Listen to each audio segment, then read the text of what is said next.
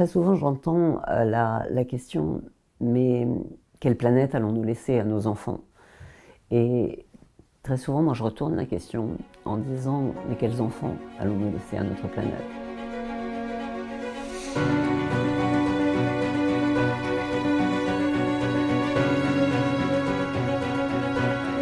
Le moment du décollage est un moment plein de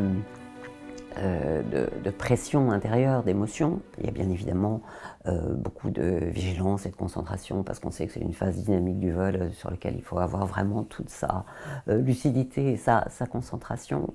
Mais c'est un moment qu'on attend vraiment avec impatience.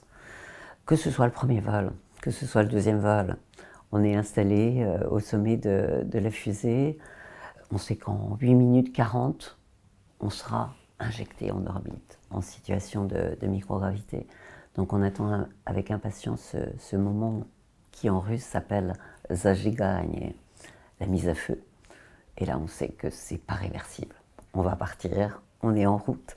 Vous êtes en orbite à 400 km de la Terre. Quelle est l'image qui vous a marqué? Peut-être première impression, c'est quand on est au sommet, dans sa capsule Soyouz, au sommet de la fusée Soyouz, et que d'un seul coup, après avoir traversé les couches denses de l'atmosphère, la coiffe qui protège la capsule est éjectée. Plus besoin de protéger la capsule. Et on est encore en vol vertical, où on s'arrache de la Terre.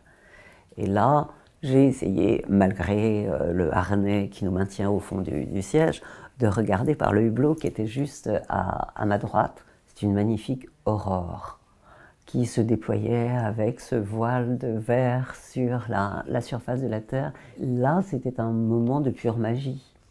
L'impression de quelque chose d'irréel qui était sous mes yeux, qui se déployait. Et j'avais l'impression qu'on m'accueillait dans une dimension, une troisième dimension, avec des images absolument extraordinaires. Y a-t-il une musique qui a accompagné ces images? Alors, Mozart était très présent, mais j'ai le souvenir d'avoir souhaité un soir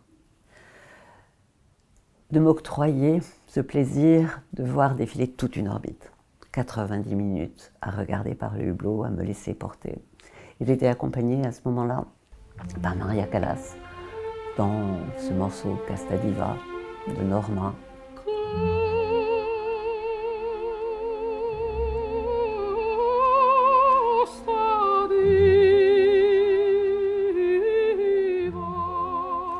Et j'avoue que ça a été un moment probablement d'une forme de transcendance par rapport à ce qu'on est, un petit être humain ou un membre d'équipage qui regarde par le hublot.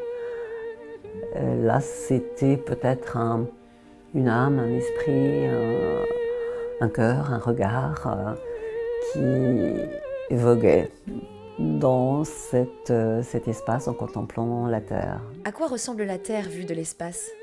Une planète dans sa beauté, sa fragilité, sa poésie, sa finitude, dans un cosmos noir, mystérieux, hostile, infini. Et ces traces de vie sur cette planète. Et on se laisse porter, nous, êtres humains, à distance de cette vie sur la planète. Et on l'accompagne, on s'en remplit, je dirais, le cœur et l'esprit. La nuit, c'est lumière sur les bordures des continents. Et on se pose bien évidemment la question de si cette planète évolue, si elle se transforme, la montée du niveau des eaux, des transformations de l'environnement, de l'écosystème. Cette vie, elle est dépendante de cette interaction avec cette nature qui se transforme. Donc c'est à la fois la vulnérabilité de la planète par rapport à des contraintes extérieures, et puis c'est la vulnérabilité de cette humanité sur la planète. Quelle est finalement cette responsabilité aujourd'hui que nous avons sur cette Terre que l'on dit si vulnérable? En regardant par le hublot, j'ai pris conscience que j'avais une part de responsabilité en tant qu'individu et que j'avais une part de responsabilité pour transmettre cette conscience, ce sentiment de la planète pour que chacun des êtres humains, chacun des petits éléments de cette humanité puisse partager cette conscience, Donc partager la responsabilité qu'on a tous. Quand on a les yeux collés à l'horizon ou collés sur la surface, c'est souvent difficile de s'extraire de ces contingences très, très matérielles. La distance permet d'avoir peut-être une conscience plus globale. Personnellement, pour moi, c'était une responsabilité à assumer en tant qu'individu dans mon comportement, en tant qu'individu qui transmet à ses enfants, qui transmet à ceux à qui il va enseigner quand on est dans un métier de transmission et d'enseignement. Et puis sans doute de mobilisation, de faire passer un message, de se dire que c'est notre vaisseau, que nous en sommes, on l'a tous dit, nous en sommes l'équipage. Et l'équipage, il est responsable de son vaisseau.